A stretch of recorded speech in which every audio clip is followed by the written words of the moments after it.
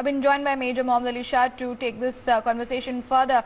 Major Shah, now the latest input as far as terror infiltration in Kashmir is concerned, we are getting to know that around 38 Pakistani terrorists are currently present in Jammu and Kashmir and of course are under the radar of the security forces, and we have seen many encounters continuously, day by day encounters are taking place, civilians getting injured and of course Jawans also getting injured.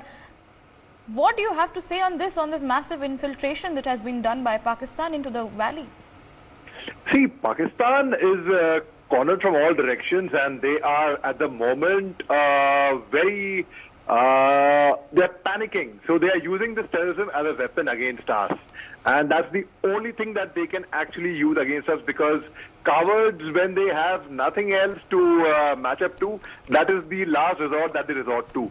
And Pakistan is not going to improve on... they will never mend their ways. They will continue doing this.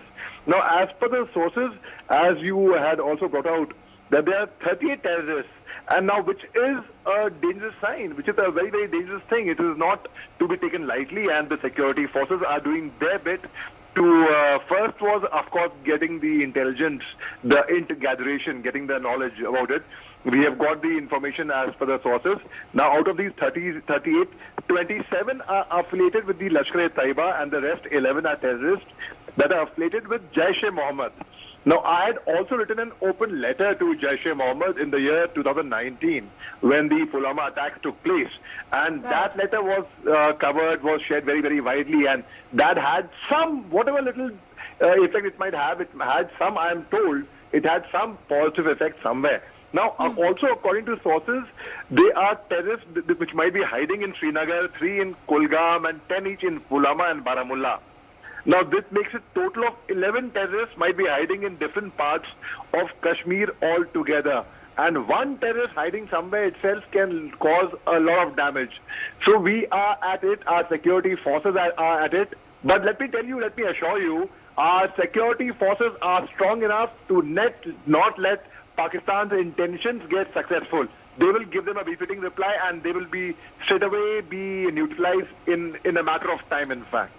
Major Shah, there have been multiple civilian killings and attacks on security forces in Jammu and Kashmir, wherein the NIA and the Intelligence Bureau have been conducting search raids. But, you know, there has to be a long-term solution to somehow save the lives of civilians and, of course, our Jawans, wherein such terror infiltration coming ahead, the terrorists hiding. What is going to be the future solution or, oriented method that the administration should have perhaps taken in the past, or should now come ahead and step forward?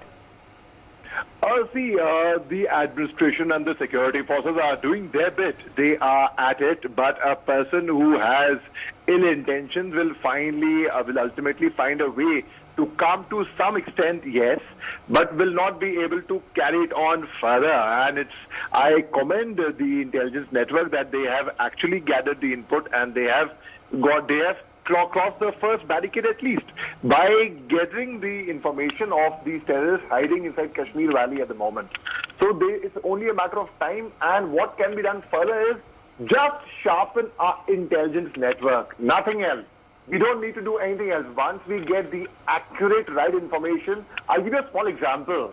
Like when I was posted in the year 2003, 2005, in fact in the year 2003, the ceasefire came in towards the end of 2003. Before that, there was no ceasefire.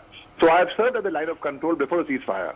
So what we would actually be concentrating on would be gathering intelligence. Otherwise, it just leads to jungle bashing. When we go for patrols, long-range patrols, we just end up tiring ourselves, but we find nothing. On the other hand, it's like a horse which runs a derby race. It will run once in a year, but will gain success. On the other hand, you can keep working throughout the year. You may not find that kind of success. So once we sharpen our intelligence network, more than half the battle is won there. Right, Major Shah. How do we come out and ensure that the peace is maintained in the valley and curtail this situation wherein, of course, the civilians are the ones who are getting targeted without their faults. Of course, our Jawans will be there to fight against the terrorists and look for them, find them out, and of course carry forward encounters. But what fault of the civilians? Why are they targeted? A very, very pertinent and a very eminent question brought out by you. In fact, as Martin Luther King once had said, if you want peace, you must work as hard to obtain peace as you would work hard for war, for that matter.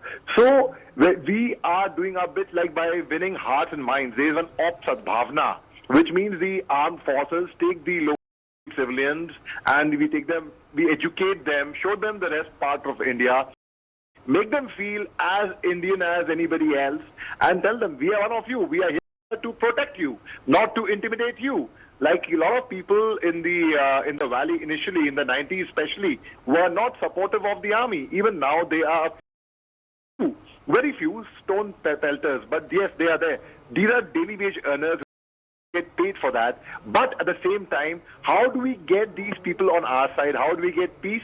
Is by winning hearts and minds. And we cut one head, 10 more will be born. So the best way is finish the ideology, and finishing ideology is not easy. Finishing the ideology, it all stems and roots to Pakistan, which is incorrigible, which will not change. And we have tried international pressure, we have tried diplomatic talks, we have done surgical strikes on them, air strikes on them, the hard way, the soft way, every way possible, but it hasn't worked. Ultimately, what Pakistan learns its lesson, it doesn't learn its lesson even when things come back and to strike them on their own. If you harbor snakes in your backyard, they come back and bite you ultimately.